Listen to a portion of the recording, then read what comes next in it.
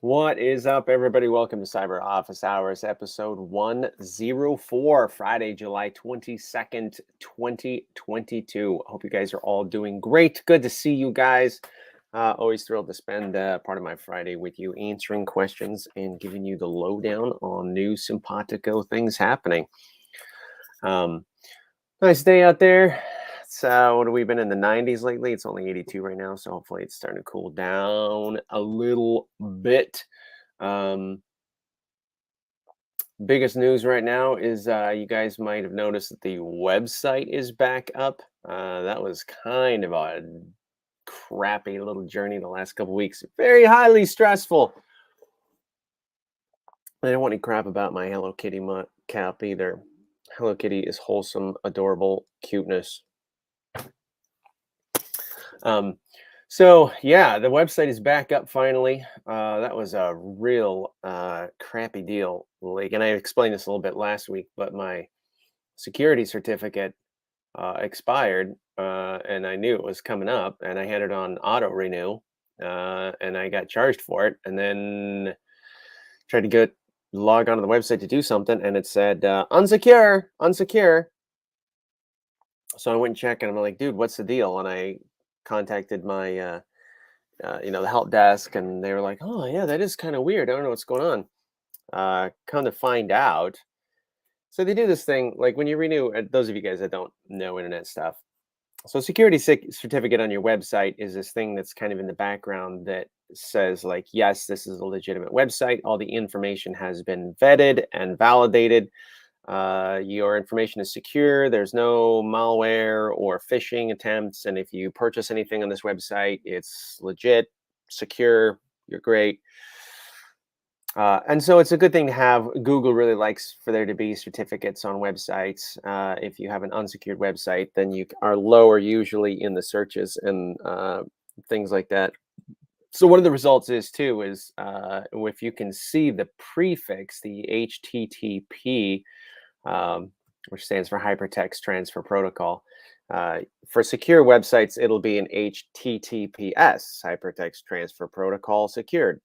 And I have that because I have a security certificate for my website. So being that that's the case, that means that they have to, when they reissue a new certificate at the end of your period, usually it's annually, they have to revalidate. Well, so here's the thing. When they revalidated, the company that issues the certificates uses these databases that deal with business credit. And I'd never even heard of these databases until I started doing this. So they'll go to there's one called Dun and Bradstreet. Never even heard of them. They do business credit. I guess they have several products. So this place is like, well, the addresses that we have on file doesn't match the physical address and the phone number that you provided. And I'm like, that doesn't make sense. Like everything I have says the ad address and phone number.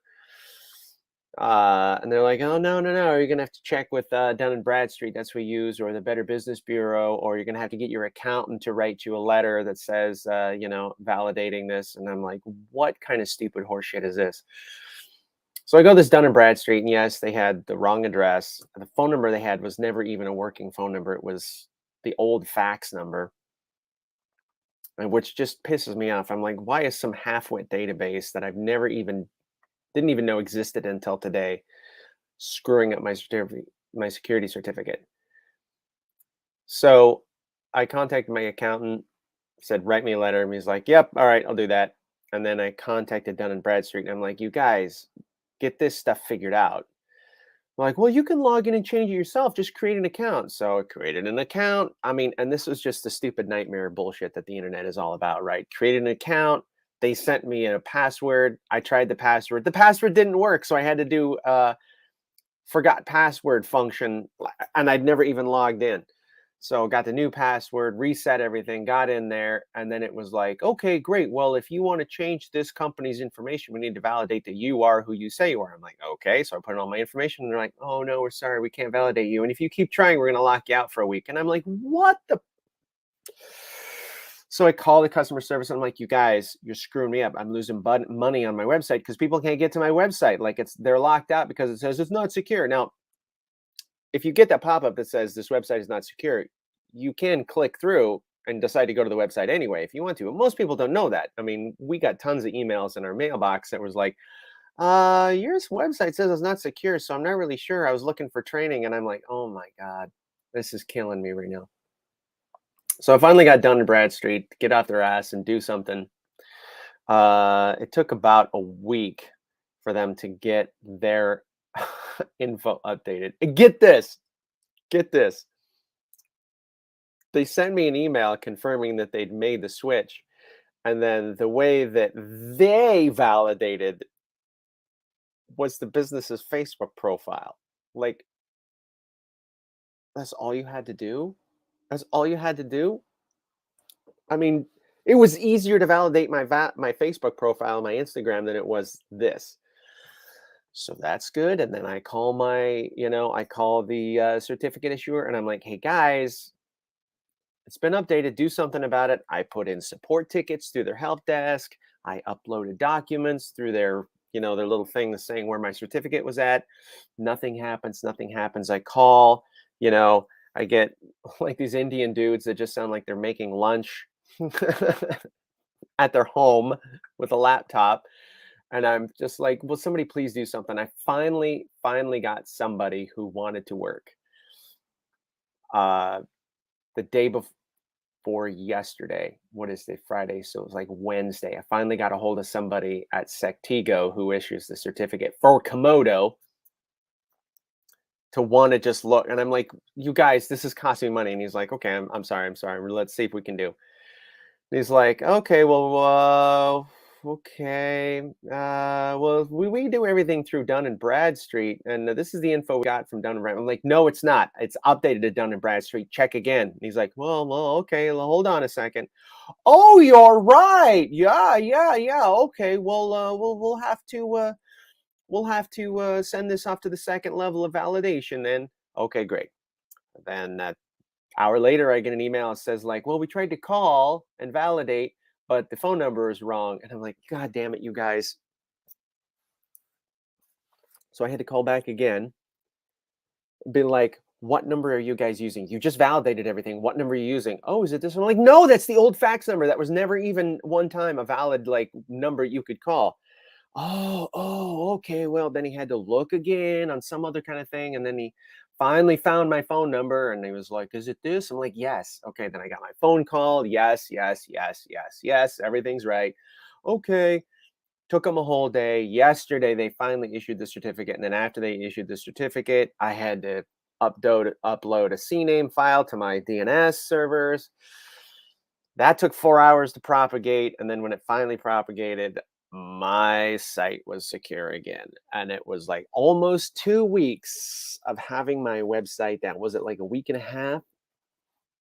What a shit show. But it's up. It's up. So people can sign up for classes now and they can view the vlog and they can look up information and they can see what we're all about. And hopefully we didn't damage our standing in Google too badly. But man, I just hate being at the mercy of half-wits that are just, can't do anything unless you submit a ticket. Oh, can't do anything. Or go, and I'm like, all you got to do is just put in an extra 5 minutes of work, please, and help me with this. But it's over. It's over. Whatever. Fine. So, yes.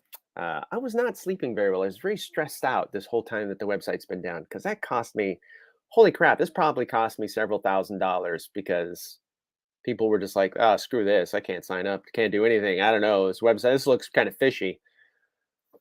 Jesus. Anyway, okay, enough of my bitching. Let's see what you guys have to say. Who are the warm bodies here? Boop, boop, boop, boop, boop. There's Robin. Hey, Robin. Bert and I in Charlotte, North Carolina. Awesome to see you. Robin's been going through all the old episodes. I think you're even doing some old coffee and quarantines, man. How things have changed. There's Kim. Awesome. Good to see you, Kim. I really loved your story about Scout that you told in the syndicate about after you read the Legs book. There's Laura. Happy Friday from Lauren Goldie. I'm glad you guys are all feeling better and doing well. Push Deep. Hey, what is going on? Good to see you, sir. Welcome, welcome, welcome. The survival game, right? Absolutely. Hey, Jill. Good to see you. Good to see you. Good evening from Belgium. Finally able to catch a live again. Hey, Kevin. Good to see you. Lynn, good morning. Is there a way to view the videos of homework? Mary is not getting it, and I would like to watch it again and see what I'm doing wrong. It looks like you signed up for a basic class, I believe. That should be in your confirmation email, but I will make a note right now to send it to you directly to your email from me. So I will take care of that for you. It looks like I'm streaming onto YouTube too, which I did not mean to do. I was going to go to Twitch, but welcome YouTube. How's it going? Mercedes, hey, it's been a while. Yes, it has. Good to see you, Mercedes. My girl over Hannah. I hope you're well. I'm glad they finally fixed the site. God bless it. Me too. Holy crap. Mercedes, yep. Glad to have you. There's Vicky. How you doing, Vicky? Good to see you. Hope you and the little doggy are doing great. Speaking of, there's my little cheeseburger down there. One of them. Sheila from Rideau Lakes in Ontario. Hot, hot, sunny, hot. God, I'm all over it. I'm all over the heat, man. I am a fall and winter guy. Push Deep, how are you? I'm doing well. Thank you for asking. Now that the website's all figured out and we can start cruising along with stuff. I've already made some updates this morning. Actually working on some new stuff. We're developing an online course for jumping, and I'm updating all the PDFs for jumping with some new nifty diagrams and illustrations. And then those are also going to go into updates for the ebooks that we have, the Puppy Principles and Beginning Manners and Obedience Manual. Thank you for asking, by the way. My friend Rich, good to see you. How's it going? I'm looking forward to seeing you and Cooper in the Canine Good Citizen class. There's my mom, heading for triple digits all next week in Southern Oregon, but you're glad you're there and not here. Yeah, well, it doesn't get over 100. Actually, I think we're going to be in the 80s today, which would be bearable. Is the heat bothering anyone's dogs? Poor Phoebe is so sensitive. Yeah, my dogs don't really want to do anything. Wednesday, for example, doesn't really want to go on walks. I mean, she's short-nosed, brachycephalic dog. She doesn't really go anywhere.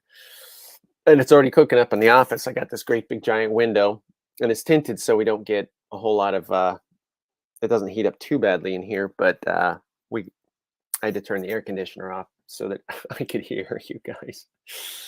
Matt G, dang, that's beyond frustrating. Hope today and this weekend is better, my friend. Thank you. Yeah, that was quite an odyssey with the website. Holy smokes. Sheila, you bet with Ollie. French Bulldog, try a frozen marrowbone. Great chew for a good hour in the shade. Yeah. Yep, I'll bet they'd like that. Yep. Marrowbones are pretty good to have anyway. Enrique, how do I get my puppy to stop biting my feet? I can't walk around the house and no toy treats seem to get her attention for more than 5 seconds before she going back to try getting me. Well, it depends on how old puppy you're talking about. If we're younger than 18 weeks and you've been doing some bite inhibition training, well, you got to do the puppy biting stuff that we talked about before. So you got to give the pain response, and you have good household management, which means that your household management means that you have to have the space set up for a puppy. And most people just unfortunately allow puppies free reign of the house. And puppies are not ready for that. Young puppies. I mean, they're still babies, for crying out loud. Like we do with human babies, we put gates around the stairs. We don't let them into all the places. We don't let them around like the house plants and around the kitchen where they can get hurt and stuff like that. We just kind of keep them localized until they're functional in those spaces. So puppies the same way. Part of the reason you do that is for your potty training. Part of the reason is for just your general household management. So you're puppy proofing the house better.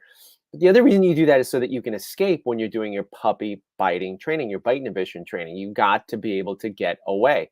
So yeah, if you're going out, out, out, and they're not backing off, they're just getting jazzed up, you have to eject. You have to leave. The puppy has to feel like they drove you away. And you can't do that if the puppy has free access to every space in the house and they can just follow you everywhere. So that means that you're going to do gates, pens. The puppy lives in those areas for a while.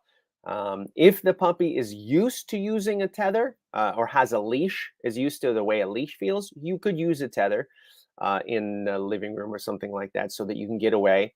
That's a tricky one, though. We don't ever want to use a tether on a dog that's not fluent with a leash. It can be kind of weird and restricting and cause a little bit of stress. And of course, you never use a tether or a tie out on a collar, always on a body harness. And so that means that you got to habituate the puppy to the body harness too. But usually, in most cases, gates and pens is your best friend, and you got to be able to get away.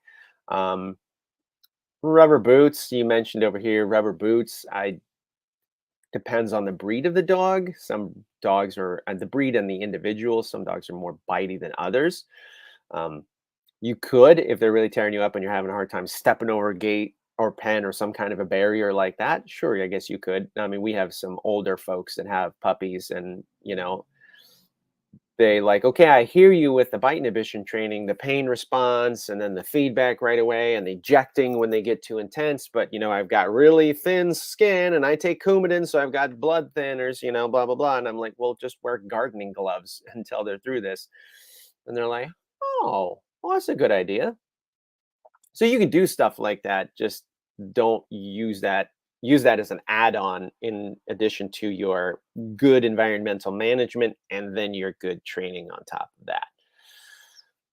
Lynn Jackson, hello, Ian from Bentley and I in North Wales. Breathe deeply now and move on. Good job, thanks. Yeah, I know, right? On to bigger and better things. I've been trying to keep myself busy with other stuff too, just so I don't sit around and mull about it. So I've been very productive downstairs in the studio. Janet, good morning to you too. Alina, morning from Arizona. Hello. You're very welcome, Lynn. Jason, hi, people from Bogota, Colombia. Glad to hear from you. Good time. Wow, thanks for joining us from Colombia. That's awesome. Welcome, welcome, welcome. I hope I said your name right too. Definitely correct me if I screwed that up because I want to make sure I get everybody's names right. Elena, we'll definitely look at those. I've got my little guy to stop jumping. Not everyone wants the little heathen jumping on them. Yes, absolutely. So we're going to be on that note. So as you guys know, I have three actually online courses right now. Two of my big courses, the Essentials, Dog Training Essentials, and then the Loose Leash Walking course are hosted at International Open Academy. And then my Expectant Mothers course, for women that are pregnant and expecting and have a dog and want to learn how to prepare their house and their dog for having the baby. That is hosted through me. I control that through Thinkific, and you can get to that through my website. And there's pros and cons to that whole setup. So because we have the two big courses are hosted at International Open Academy, Open Academy actually owns that content. I mean, I made it all. And so I really I don't have any control of that content anymore. I can't update it. I can't change it. Um, and I just can't do a whole lot with it. And I don't really like that model. It was a good way to get off on that kind of get into that avenue of online training, because then they did all the hosting and really shouldered all the big costs and stuff like that. And all I had to do was make it. And I got to I got a generous fee up front for creating that content. And so I'm happy with the way that started and I'm proud of what I've created on those. But like I said, the downside is there's no updates, there's no ancillary materials. I would like there to be, like PDFs and guides and stuff that people could download. And I'd like to be able to update it with new information. Like the essentials course is like it's almost 5, 6 years old now. I think about 5 years old. And then the other thing too is uh I mean, this is my job. This is how I pay the bills. This is how I keep the lights on. This is how I buy treats for my dogs. And as far as those go, I only get affiliate sales on those courses. So International Open Academy, of course, gets the lion's share of all the revenue from those. And I only get affiliate sales, and I only get affiliate sales for the ones I've actually sent. So if somebody just goes to a National Open Academy on their own and just goes going through all their classes and then goes, "Oh, a dog training class. Oh, well, sure, I'll take that." I don't get any of that. They get 100% of the revenue from that. I only get that people that I've sent through my link.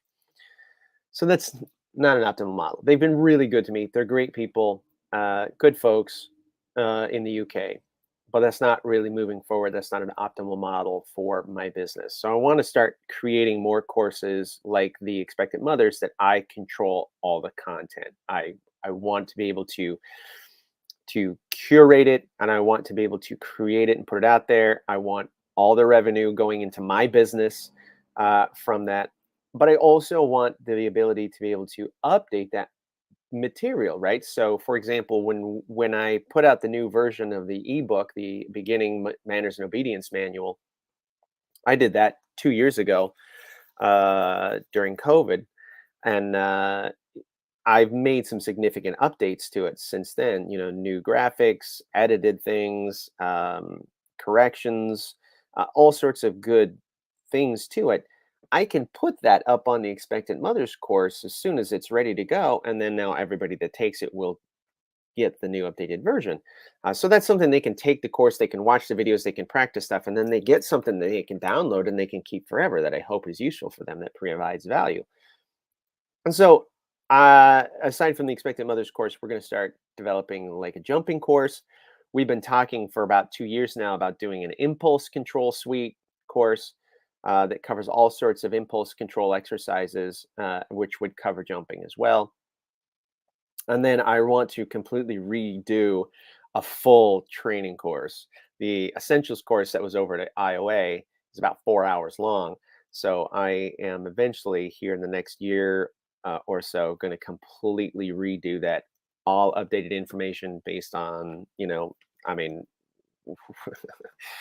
we put in thousands of hours of training per year, and we're always refining the process to find new ways to teach it and illustrate it and instruct it, and new exercises to make it good, make it simpler for people, easier to grasp. So like I said, I'm proud of the work I did for IOA, but I think I can do it better now. And now I want something that I own, I control, I can update indefinitely, and then brings revenue into my business instead of for somebody else's business. So there you go. There's the probably more than you bargained for, Elena. um, oh, sure. You found the video. Awesome. Great. Okay, good. Awesome, Lynn. Glad you found that. Madiam, hey, good to see you. Awesome. I love when you guys stop by. Enrique, thank you. Very kind of you. Good, sir. Very kind of you. My buddy Kevin, same here, 40 degrees Celsius outside earlier this week. That's one English bulldog potato moving around from tile to tile inside, only getting up to enjoy frozen strawberry water cubes as treats. Yep. Those chew toys you can soak in water and then freeze work fine too. Yeah. We got to have good solutions for doggies in this heat. And there's a lot of people all over the world that are hitting some crazy digits right now. So stay safe, everybody. Elena adds, my Havanese is very mouthy, but he doesn't bite. Not sure how to attack that one. Well, I mean, that's usually more of a manners issue. In Then really, that's not really like puppies, that's a behavioral kind of thing, is building their bite inhibition and setting up the environment to make it work for that kind of training. If you have a dog that's mouthy, they're generally trying to get something from you. And so it's a matter of hitting that from both ways. You can treat that like a manners problem where we're like, hey, I'm gonna teach you not to do that. I'm going to do some differential reinforcement. I'm going to give you some feedback on that because I don't really like that. But you got to understand too that when a dog is doing that, they're trying to tell you that they need something. And so it's our job to figure out what it is they need in that particular context and then either meet that need or find alternates that are functionally satisfactory for them. And I don't know because I haven't asked your dog and I can't see what the situation is. Is she trying to get you to go outside with her? Is she trying to get you to interact with her? Is she bored? Is she hungry? Is she not feel good? Is she cranky? Is she tired? Is she exhausted? Is she, raring to go? Is she, frustrated with something in the environment? Like, I don't know. There's a lot of reasons. We're going to figure out what it is they're trying to communicate with that. And usually, anytime a dog does something that we don't like, that would be communication in a perfectly natural, unfettered, no humans involved situation. And so we got to figure out what they're trying to communicate rather than just squash the behavior. As I've said many, many times, fix the well, not the sink. Um, you kind of can hit that from a few different angles. A little detective work is in order for that. And it says, is that an octopus dog toy behind you? Moop wants to know. It is an octopus. It's actually a pirate octopus. So you can see he's got the handkerchief over his head, and then it's actually a eye patch right there. But it is not a dog toy, actually. I got this guy out of the storage shed from when we moved, and I just found him earlier this week, and he used to sit on the couch in my office back at the old place. So here he is. So I got my pirate octopus and my Mando helmet. My guitars. It's starting to come together. Move's not the only one that wants to know. uh, Elena says, that sucketh mightily that IOC opens it. Yeah, I know, right? I've got the basic course, but haven't had a chance to look at it much yet. So here's another thing. And please understand, if there's anybody from IOA that's listening, I'm not trying to talk smack because you guys have been kind and good to me. It's just been a pleasure working with you. I'm just saying that moving forward is not an optimal business model, and I'm sure you understand. Everybody that I've worked with there is just wonderful, pleasant, cheerful people. They're just good folks. But one thing that really grinds my gears about this, here we go. You know what really grinds my gears is so when I created those courses, they had a model where you could only access the material for I think it was 30 or 60 days. And then I said, guys, when they I did the first course and then they approached me and they wanted me to do the walk-in course and they're like, okay, yes, here's my fee for doing the course. And also, I want lifetime access for my students. That's a big one for me because I just didn't think, people like to grab something and hang on to it. And I've done that. I bought, I'm a certified family dog mediator right now through the Family Dog Mediation Education Center. It's Kim Brophy's Legs course. That's a pretty expensive course. I bought that at Christmas when it was half off, and then I held on to it until like last month, right? For 6 months, I held on to it. If you tried to do that, if you tried to buy one of my courses and then you were like, well, okay, I just want it now when it's on sale, and then I want to use it later, or you just took your time to go through it, or you did it and then you wanted to go back to it, you couldn't. So I was like, guys, I want lifetime access. So they're like, yeah, sure, we can do that. We can do that. And they did for a while. And then there was some big corporate restructuring that they did in their organization. I don't know what all the details were, but they completely revamped the entire way that the website works. They had a whole new kind of operating system on it, whole new point of sale with it. And now they've got this goofy, like, if you buy the course, it's 60 days. If you pay an extra fee, you can get a year. And then if you pay an even bigger fee, then you can get lifetime. I think that's what it is. Something like that, where it's like multi-tiered to get stuff. And I don't like that. I don't like that. If you get, I I believe if you get one of my courses, at the very least, you should have like 2 years to get stuff to hang on. I think 2 years is a good enough amount of time to do that. So, like my stuff is going to be 2 years. I don't have control over that with IOA. I can do that with my expected mother's course. I can set that be as long as I want. So that's frustrating to me. So I hope, Elena, that as you, if you got the basic course and you haven't had a chance to look at it much yet, I hope that they haven't locked you out and being like, sorry, you got to pay more to see the rest of it. I really hope that's not the case, which is one of the big reasons that I'm moving towards me having control over that, Simpatico having control over that stuff. Also, if you got the course, shoot me an email. I will send you the Beginning Manners and Obedience Manual ebook that's like 60 some pages long. It's kind of like the textbook for that course. I'm happy to send that to you. Lynn said, I've always taught my dogs leave it, but in a training book I'm reading, I discovered that leave it isn't a behavior. I thought leave it was useful. It says if a dead dog can't do it, it's not a behavior. So should I teach touch instead? Confused now. Okay. So there's, yeah, right. Okay. So, yeah, we talk a lot about dead dog behaviors. And so dead dog behaviors, that's exactly right. A dead dog behavior is a behavior that can be satisfied by a corpse.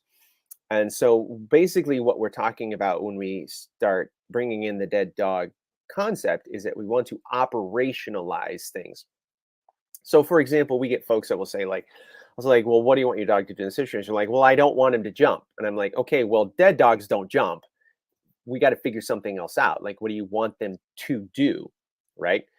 Uh, so in the way that that book that you're looking at is characterizing leave it, sure, I can see it that way. However, the way that we teach it, the way that I teach it, is that we free shape it so there are operationalized pieces. And I free shape it because that it depends from dog to dog what that looks like. And I'm perfectly fine with that. It evolves kind of organically, but it's still an operationalized kind of thing that I can see the dog do. It's not leave it isn't just don't take the thing or just ignore the thing because dead dogs don't take it and dead dogs ignore things too. I want to see them actually do something and I capture that. So for example, when we practice leave it in our classes or, in a private class or something like that, the dog is immediately, so in the first stage of it, it's we mark and reward when they move away their attention away from something else. So for example, if I have food in my hand and I go leave it and then I close it and they're like trying to get into it, the millisecond that their head moves away to something else, I'm like, yes, boom. So see, I'm capturing an actual behavior. There's something that I can actually write down and describe that the dog is doing that I'm marking and rewarding. It's not just not taking the food. That's not good enough. As we free shape that, we get some dogs that'll actually back up. We get some dogs that'll sit. We get some dogs that'll lay down. We get some dogs that'll just completely walk away. Those are all operations, things that we can describe and observe and quantify, but they're all desirable outcomes for leave it. And it gets to a point where I don't, the baseline is just, I don't want you to take this thing. Anything you do beyond that is great, right? So, but you see that there's a common thread in all of those things. The dog is actually moving away, is making a conscious choice to divert themselves from that thing, whatever it is. And that's what I'm really looking for. That is not a dead dog behavior, right? If I tell a dead dog to leave it, it don't move. So that's an important distinction. And I think it matters in the way that you teach those behaviors and what kinds of things you're looking for. If you had specific target behaviors, like you wanted your dog to back off and go into a sit stay, you could shape it that way. But For our pet dog approach, we just free shape like anything that we like that the dog is doing, especially when we start getting into duration. And you'll see this in classes, Lynn. We'll do this a lot, where sometimes we use our tone and volume with our support marker. So for those of you guys that maybe not sure, we use a 2-point marker system, yes and good. And yes is our terminal marker, they finished, and good is our support marker for duration, like keep going, keep going. Your yes needs to be pretty consistent, kind of like a clicker. But good, you can use some tone and volume. So it has a much more representative kind of analog representation to it.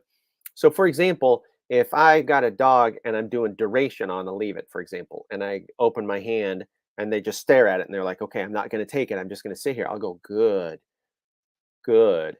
Now, if they look up at me at the whole point of doing that, I want them to understand that I like that even. That's gooder. So I'll go, good.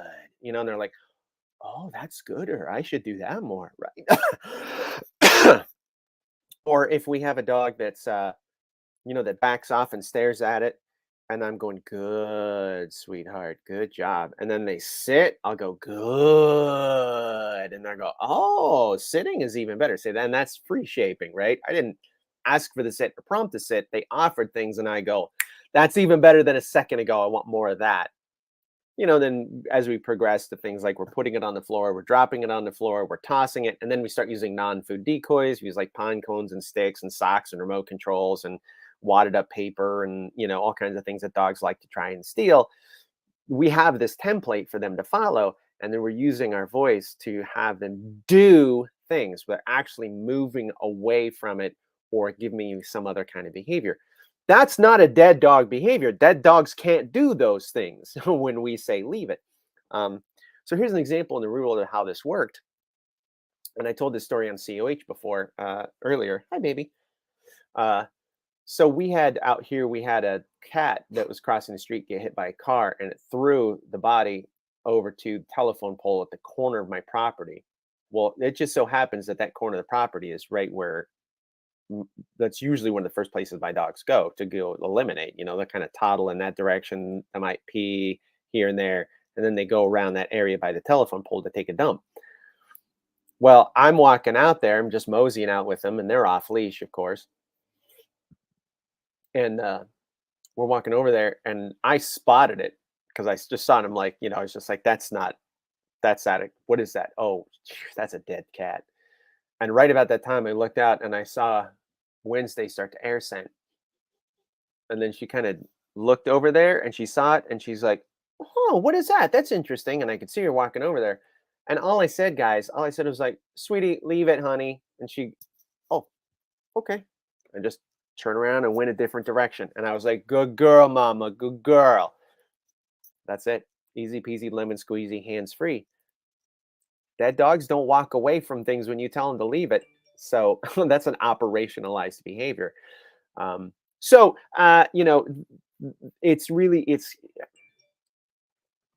the way they've written it wrong is not wrong in that book. I would just suggest that their view of what leave it is different than mine. And in mine, we are always trying to operationalize things. We make to-do lists, not to-don't lists, and to-don'ts are, of course, dead dog behaviors. Aline, I'd much rather pay you than them. Well, thank you very much. I appreciate that. I would too. Roblox, say hello to you too. Jane, I signed up through your link. I hope it sent me to international. Yeah, it would have sent me there. Yep. Or sent you there. I'm sorry. Linda, hi from Schmung. Hey, it's a local. Good to see you. Belinda, my 19-year-old son likes to play with his 5-month-old Labradoodle in a rough and tumble sort of way. He wraps her up in a bear hug or dubs her face and body in an enthusiastic way, and he gets her riled up a little. He also teases her into chasing his hands, which worries me that she will be a biter. Could this condition her to be more aggressive? Am I worrying too much? Well, okay, so it's probably not going to create aggression necessarily. Let me qualify that statement a little bit. Typically, what would happen is that you would just cultivate a rough and tumble player. Now, I did this with my bulldog Dexter. He and I played hard, really hard. I mean, we just like to spar and wrestle, and sometimes I paid for it because he was strong. Um, but that's really only an issue if you foresee the dog doing that with other people, and other people won't be hip to that. So for example, if you, Belinda, are like, well, I would like to play with the Labradoodle, but I don't want to play that way, then you and your son are going to have to have a conversation about making sure that you're both on the same page about the kind of play that you would like to see that dog do, because you don't want that dog to come at you that way. Now, a dog can learn, the whole good cop, bad cop thing. Sometimes, you have dogs that are in households that are like, well, I play with dad this way and I play with mom this way. And that's kind of how Dexter got too.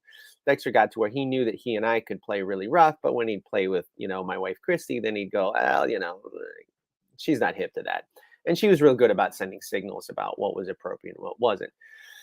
Um, so, that's just a conversation you guys are going to have about what kind of play style and how you're going to differentiate. And if you don't feel like that you can differentiate, and let's be honest, for a 5-month old, they're just not good at differentiating. Just like a young kid, they're not good at it.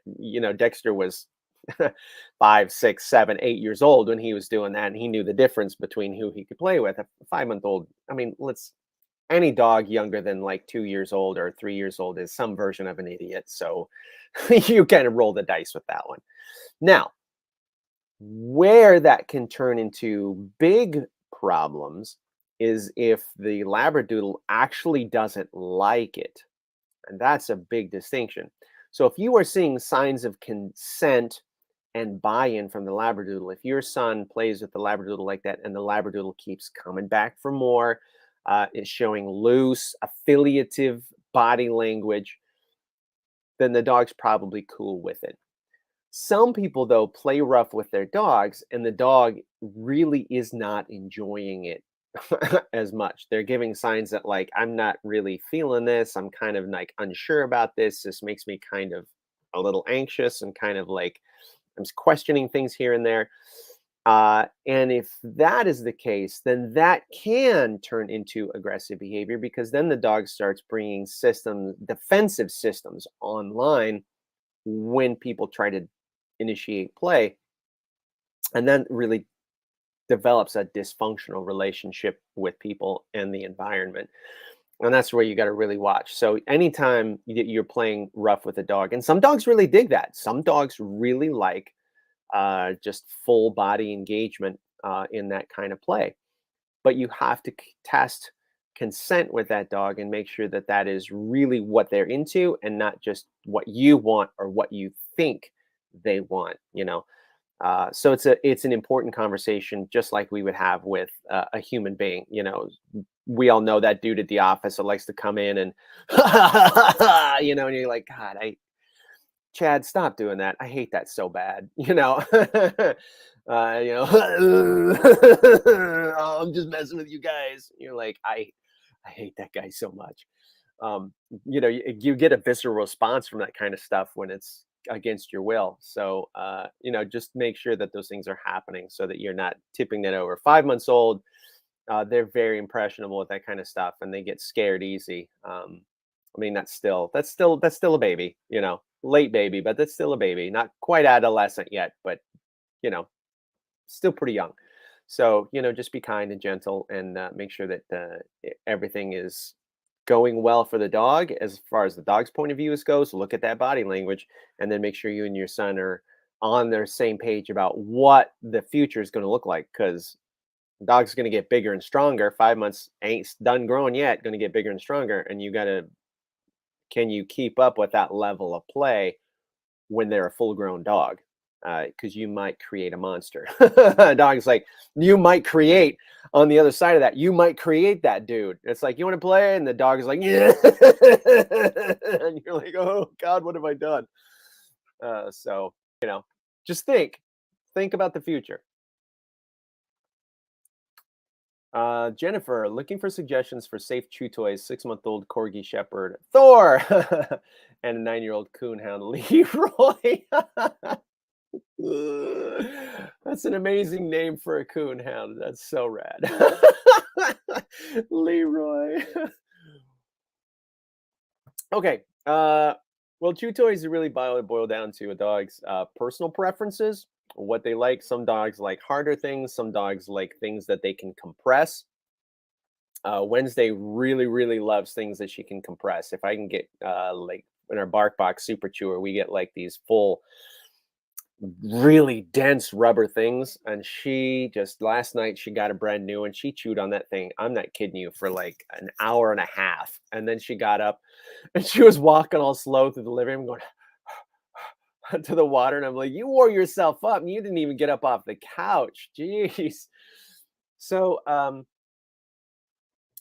we really like Bones is one of my favorites. And by the way, I'm not being paid or sponsored by any of those brands. I know I'm streaming to YouTube right now, and the minute you do that, some jackass pops in the comments is like, "You're sponsored." No, I'm not. I just genuinely like it. So we do Bones, especially like the kind of bent wishbone ones like that. A lot of dogs in my experience in my practice really dig that, really like Ben and Bones. And all three of our dogs really like Ben and Bones, and Dexter when he was alive liked them, and Bobo when he was alive really liked them. So we've had really good luck with those, and a lot of my clients have enjoyed those. And then, like I said, check out things like your BarkBox Super Chewer. You don't have to get a BarkBox Super Chewer, but things like the toys they sell. And I think you can actually, if you get on their website, you can actually purchase the toys separately. So you might grab a couple of those and see how your dog does with those if they compress a little bit. We also have one of Wednesday's favorites is the Pet Safe Barnacle.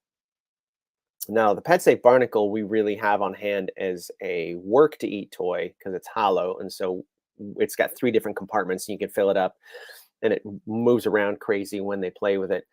So it's really good for a work to eat project in that respect. But in my experience, most dogs will finish out a work to eat toy and then they'll abandon it and go off to something else.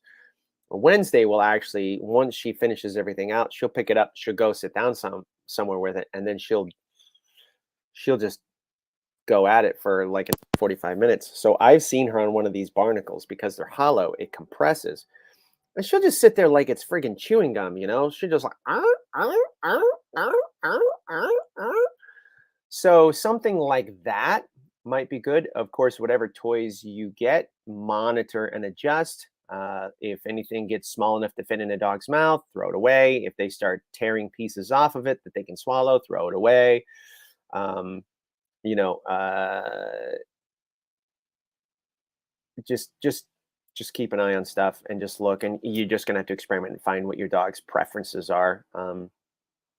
Just remember also that if you want to chew toy train a dog, is a real quick recommendation. Check out our video on the 4 types of toys on YouTube. But a lot of folks have a problem with chew toy training their dog because they just have way too many toys available. So I usually recommend that your chew toys are the only toys that are available 24/7. Everything else is restricted access. So your interactive toys are restricted access. Your work to eat toys are restricted access. So they're only available, like your interactives are only available when you're on the other end of it, and your work to eats are only available when you're doing a meal. And then only pick that up once the dog abandons it. Um, so there you go.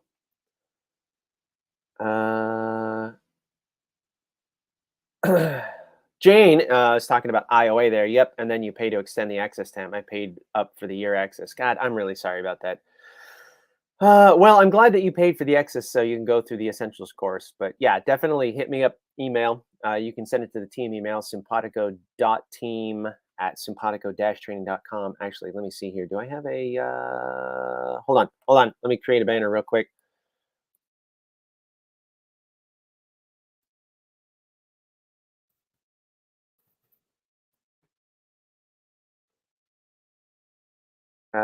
There's the email right there, simpatico.team@simpatico-training.com.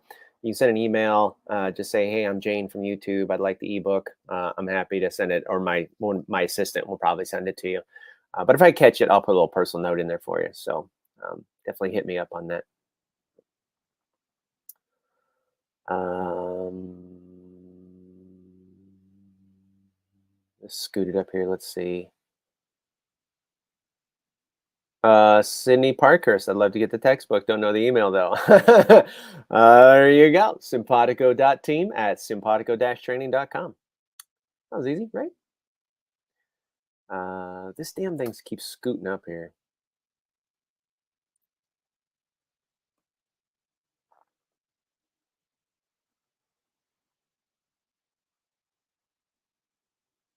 Laura said, "I bought the course last year when IOA had a special lifetime access for the whole site for 99 bucks." Well, that's a hell of a deal. Good find on that. Uh, okay. I'll make sure I didn't miss anybody. I want to make sure I take everybody in order. The King Anthony. Hoping to get some pointers on training your dog not to freak out when I leave. He's in a crate now. When I go, he barks for about 10 minutes. He does sleep in the crate on his own free will. Well, 10 minutes probably sounds like a want rather than a need. Um, I'm only guessing because I haven't seen your dog. I haven't observed your dog. So I'm going to give you a caveat on that. But just barking for 10 minutes just sounds like a need, a want versus a need. So I always look at it this way. You take a behavior like that and you have to discern whether it's a want or a need. Now, if it's a want, then you go, "Hey, look, I know you want out of that crate. I know you're bummed that I'm leaving, but I'm sorry. This is just the way it has to be. You're fine. I love you. I'll see you when I get home." Especially if they stop after 10 minutes and they settle down, you just kind of like this is our thing. If it's a need, if your animal is actually showing signs of distress, then ethically and humanely, you have to attend to that animal. You cannot just leave them. So, usually, if it's distress, that does not stop after 10 minutes in most cases. So, your best bet would be to get some video of that 10 minutes and show it to a behavioral consultant or a behaviorist and say, like, "Hey, what do you see in this? What would you suggest?" If you have some distress, that's where you're going to have to get in a local pro to help you suss that out. If there's a separation or an isolation anxiety problem, you have to dismantle that progressively and sensitively. It might even just be an environmental thing. I don't know what your dog is like, but they might be able to just do okay without being in the crate. I've had a lot of clients where the dog freaks out when they're in a crate and they leave, and then they just stopped using the crate, and the dog was like, "Well, that's all I wanted. I just wanted to be able to go lay on the couch if I wanted." I don't know how destructive your dog is when they're alone, or how long they're alone, or there's a lot of factors that are custom for you. So, getting in touch with somebody that could take a look at those things and help you suss that out would be the best idea. If it's a distress kind of thing, you really don't want to mess around with that kind of stuff without a pro, because it's got to be done sensitively. So, if that's something you want to work with us with, we there's three of us that do Zooms. You can probably schedule something, and we could talk about that and look at your environment. I mean, I don't mean that to sound like a pitch, but that's definitely something that we could do remotely. Uh, Mark, hi from the UK. We adopted an abandoned Saluki Greyhound cross 3 months ago, and your videos have been amazing with training her. Do you have any tips for the attention-seeking whining in the evening? Well, I would probably, honestly, I would do this. Many dogs are what we call crepuscular animals, meaning that in that kind of late afternoon, early evening time period, they become very active. And that's something that's built into their software. That's a prime time to go hunting and foraging and doing dog stuff in the wild. I should say. I say that carefully because we don't have wild dogs anymore. It's 100% domesticated. Even that world dogs, like in South America and India and stuff like that, aren't wild anymore. They're still domesticated. They're just feral in many cases. But even those guys, that's a good example. They're very crepuscular, they're super active late afternoon, early evening. My suggestion on for that for you would be to take a look at your schedule and see if there's just some fun enrichment thing that you could do with your dog at about that period each day, late afternoon, early evening, that would satisfy that craving for something to do. If they're whining and attention seeking, they're telling you, like, hey, my body's telling me I need something right now. So do something with them, just see if you can adjust your schedule, shift some things around. Maybe if you did a walk first thing in the morning, maybe you could do another walk or do the walk in the afternoon, or maybe take them outside. You got Saluki greyhounds, so some unstructured outdoor time, some sniff and stroll, or some chasing things, or just some fun stuff that they like to do, would be good for them to do. Most of the time, those kind of dogs like to loaf around until they're ready to rock, and then they rock for a little bit, and they're like, "Okay, I'm good." So you might not even need to do a whole lot to satisfy it. Just something, just like, okay, get up. If you Here's the thing: dogs, like people, gravitate towards patterns, things that are predictable. So establish a routine, establish a precedent, right? So you don't have to wait for your dog to whine. You could say, like, hey, listen, I understand that late in the day you need something to do. So according to my schedule, it works best at about 5:30. So at 5:30 every day, I'm gonna do something with you. 5:30-ish, give or take maybe a half hour. 5:30-ish, we're gonna do something every day. You create that pattern, that precedent, just like you would with meal times, just like you would with nighttime routines and morning routines, and getting in and out of the car. As I've said in my video about routines and procedures, those kinds of things help you manage your world productively and functionally so that it makes sense for your dog. So that will probably do a lot for your dog, that they go, okay, this is a reliable thing. I have a reliable thing every day, right when my system is telling me it's time to do something that I can rely on. And you create a lot of emotional and mental well-being by having that predictable part of their life. So that would be my 2 cents on that.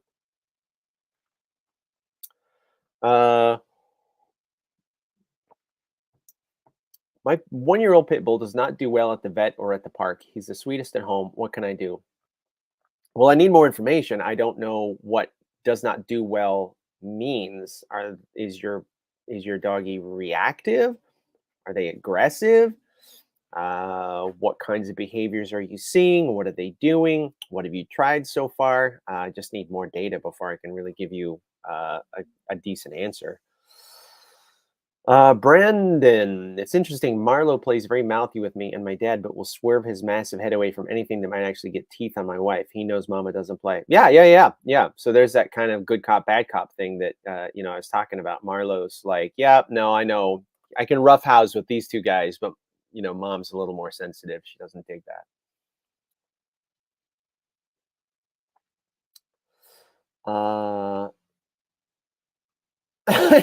Brandon, you crack me up, buddy. Unfortunately, I'm not sponsored by Bone either, but Marlo loves them. They're great for pawn jaw playing. And the fishbone shaped ones are really interesting to dogs and give lots of chewing surfaces. Cool. Yeah, I gotta try one of those fishbone ones. I think probably Wednesday would like one. You, oh, sweetheart, you're just laying there so good. Little baby, I love you. Oops, wrong one. Kevin said, I bought the separate course earlier and then had to renew. Figured it would be the most cost effective in the long run. God, that really irks me. I'm sorry, guys. But thank you for sticking with the course. I really appreciate that. So we're going to answer. My mom, Bridget, goes through Bones like a buzzsaw. I'm Chewy.com's best customer, I think. Nice. So we're going to answer one more question. I'll try to go through the comments and answer anybody I missed in the afterwards. Diane, first time puppy parents. Amber, the rough collie, now 2 years old. She loves the chase me game and not so fond of come. Even playing fetch is challenging unless we have endless pile of tennis balls to throw. Suggestions? We've made the mistake maybe of chasing her and play with keep away and still do still do what she loves, but afraid we train the hesitate when come command is given. That might be, yeah, you might be kind of getting some carryover from those two things. Um, Damn, this is a big one. This has got a lot of moving parts to it. I'm going to try to do this one quick and then we're going to sign off here. Okay. So, a couple things to figure out. So, from one angle, you want to sew up some of the rules of your fetch game. So, games are like any game you play with your dog. It's just like a game that we play with a kid or a board game that we play with our family and stuff like that. There's rules. We got to develop the rules. So, so think of this like if you've ever seen itty bitty basketball. Like itty bitty basketball, if you go, is just a bunch of little kids run around and it's just complete pandemonium. Like the ball hardly ever goes into a basket. Nobody's dribbling. The balls are going like 19 different directions. Kids are going like they don't know which end of the court is which. But they're having a good time. It's adorable, and that builds their passion for the game. And then as they get older, they learn more and more of the rules and they build more and more of their skills until, later on they're actually playing a functional game of basketball. So this is kind of the same thing. We start off with just very few rules. We just focus on gross motor movements. We just build passion for the activities that we want to do with them if they're showing that they're hip to it. And then as they get better, we build more and more skills. And then it starts to become a much more developmental, functional game. And fetch and retrieve are kind of the same thing. Like I usually recommend it just shouldn't be just throw the ball and bring it back, throw the ball, bring it back, throw the ball, bring it back, throw the ball, bring it back, because that just turns into mindless exercise. Start doing more things with it. Start varying the types of things that you throw so that they have to deal with different shapes and different textures. Start pitching the items into cover so they have to activate their nose and search for them. Start doing like what they do with gun dogs, which is like delays and denials. Like, okay, now you have to be in the heel next to me. I'm going to throw it and you can't go until I send you after it. Or I'm going to throw two of them in different directions and you have to go over the one after the one I tell you to go after first. So you kind of build these kinds of things. And I won't go into a whole lot of detail about how to do that because that would be a whole hour unto itself. But, there's lots of resources out there for how to develop some of these things. And you can even build a faster retrieve just by changing some of the parameters. You do shorter retrieves. You can put a long line on so that you can stop them from running away. You never reel them in. You just kind of give them a directional tap. Be like, hey, you got to come this way. You got to bring it here, bring it here. Yes, great, throw again. All right, good job. Shorter distances help you work with some of that again, too. Typically, in those cases, you don't really want to engage in a chase game with them because then that messes up your retrieve, your fetch. But dogs like that kind of stuff. They like that kind of game where they're kind of like playing the naughty game. So you can plug that into different areas, different contexts. Like dogs are, I was saying earlier, dogs are really good about patterns and precedents and recognizing routines and procedures. So you kind of have this thing like, hey, when we're outside and we're playing sports, I need you to bring it back to me. I know you dig this whole keep away chase thing. So we only do that with your toys inside the home, the things that are not the interactive toys. Like your fetch and retrieve toys, those are interactive toys. The dog doesn't get those toys when the game is done. They're put away. We tell kids not to leave their sports equipment on the driveway. And this is the same thing. Like your tugs, your fetchies, your frisbees, like we keep those in a cabinet and you have to go through me to get those. But your other toys, right? Your chew toys, maybe your plush toys, if your dog is okay with those, that they have laying around 24/7, you can absolutely play naughty dog with those. I do this with I used to do this with Dexter and Bobo all the time. They'd pick something up and I'm like, what do you got? What do you got there? Give me that toy. Give me, and they'd be like, and they'd run away with it, and they'd play keep away and stuff. And that was fine because I never really had any intention of getting it or taking it from them. I just wanted to let them feel like the naughty dog that could run away with stuff, right? But because we compartmentalize that and we put that in a functional and acceptable place, then we satisfy a little bit of that desire. And then we just go, Also, if we're playing sports, that's not an appropriate behavior. We'll work through that. If you are having trouble with that, that's okay. It's not a big deal, but we're going to work through that because I don't want you to do that when we're playing sports.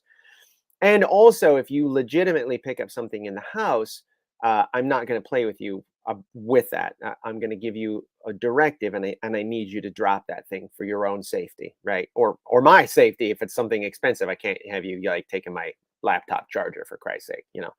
So, you compartmentalize its routines, its procedures, its patterns, its precedent, and then making sure that you never bleed those things over. Like if you want to keep those things separate and compartmentalized, don't play chase with your fetch and don't play chase with your laptop charger. Uh, but absolutely allow them to indulge in those things and don't expect them to bring their 24/7 toys back to you and hand it to you. Like that's what we do with our fetch and retrieve toys, right? My laptop charger, I'm just gonna be like, "Oh, excuse me, I need that, drop it." And I'll walk up and get it from you, and then I'll congratulate you for letting me have it. And I understand you might not have realized that it was contraband, but I'm not gonna chase you or have fun with that. And, you're gonna have problems with that. You're gonna have some bleed, some crossover, it's gonna kinda look like a Venn diagram at the beginning, but we stay on it, we give feedback, we create structure, and then we develop skill in those areas, just like you do with kids, it's how we create functional adults out of kids. Like they suck at stuff when they first start. I mean, Jesus, I sucked at stuff until I was like in my 30s, until I finally figured out how to adult correctly. So uh, I think it's just a matter of time and consistency and just being clear about what your goals and needs are in some of those areas. And so, that's where I would start without knowing more about your dog or about your style or what your goals are or kind of what your struggles are in those things. Just based on, the paragraph that you sent me here, and that's where I would start is just to start really changing your mindset, your environmental management and making sure that your dog has guidance and coaching and opportunities to indulge in those things that turn them on, you know, in a functional managed way. And it's all about your routines, procedures, patterns, predictability, and precedent. Um, so you don't have that. Don't get me wrong. You don't have to turn your home into a freaking convent or a military school. It doesn't need to be super. Don't feel like you got to be the drill sergeant from Full Metal Jacket. You just have to have some sense of organization and just some follow through. Right. Just be a good parent. Kind of like come at it like your kindergarten teacher, and you're just managing kindergartners. That's basically it. Okay, so some more stuff going on here. I will try to come and chat with everybody in the coming couple days. Probably take me the weekend to get through comments and stuff like that, and make sure that I hit everybody. If you're watching this afterwards on Facebook or on YouTube, make sure that you tag this replay so that I can thank you for watching. Um, and guys, I am Ian Stone, certified dog behavior consultant and certified professional dog trainer, owner and principal trainer of Simpatico Dog Training. I probably should have put that at the beginning of this damn video. If you're still here, you already know all this stuff. But thank you for joining me today, you guys. We'll catch you next week with some more Q&A. Hopefully, I have some more interesting Simpatico news to share with you. And as always, keep learning, keep practicing. Give dogs a kiss on the nose from me, and we'll see you next weekend. Cheers, guys.